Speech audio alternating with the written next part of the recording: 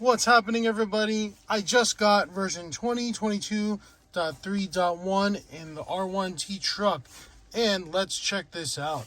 Now we have tire pressures. Fantastic. Much needed. A lot of people wanted that, and look how quickly Rivian has done it. So let's see how it is on the driver display. Boom! There are your tire pressures, and when you use the left scroll wheel, you can go ahead and scroll through what you want to see. Now, another update they did was the UI right over here for the wipers.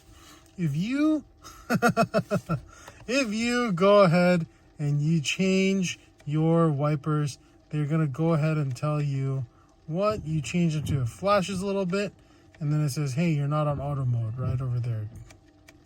It's a very nice, classy little flash over there. Now, let's see what else is here.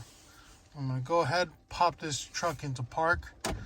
Now, a lot of these improvements in this update are really like efficiencies and optimizations of current functions of the truck.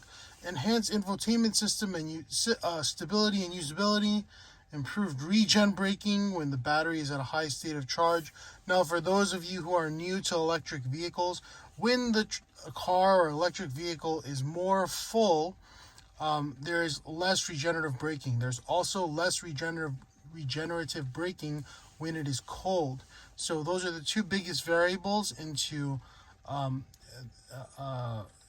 in controlling how much regen braking you have. Improved DC fast charging and behavior in low temperatures. Have not got to try that yet. Improved AC charging. I haven't had any issues, but I'm sure that's going to be good. Climate control. Alexa, turn climate on. I haven't had any issues with it. It works great. So maybe it's for like super inclement weather. I'm not really sure. Alexa, turn climate control off. Improved sleep consistency. Oh, that's kind of cool. So that's if the car goes into like a deep sleep mode to prevent any kind of vampire drain or having the systems on. Resulting in a reduction of range loss while vehicle is parked. Now, I did not see a ton of that. The most I've actually saw in terms of loss overnight was like 6 miles when it had like a feels like of -5. But that's just myself, so it could be different. Improve highway assist, and this really just seems like the driver plus. I'm gonna have to see how that is. Improve vehicle suspension consistency and fault management. I'm not sure what that's about.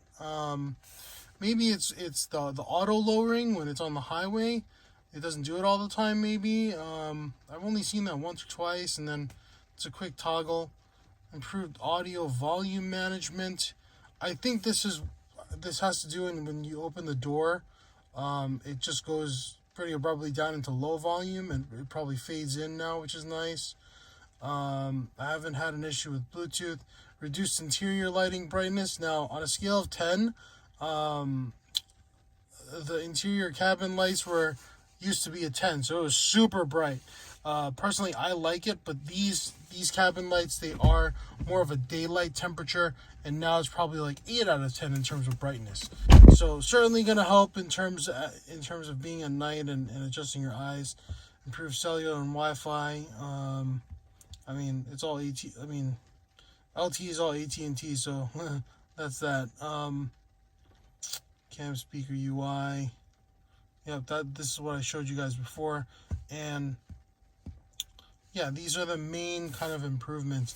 Oh yes, and of course they have the gear guard now. Finally, he's an icon. Our little Yeti gets his own identity. Somebody asked about the cameras. This is the front. It is raining, and this is the back right over here. So what I actually find is it's pretty helpful for parallel parking, because I could go ahead and I could see how far I am from the curb. And even though I'm on all-terrain tires, it's still very, very helpful to have, especially if I don't want to jump the curb, or if there's something on it, I don't want to run over it. Somebody was asking about the different control modes.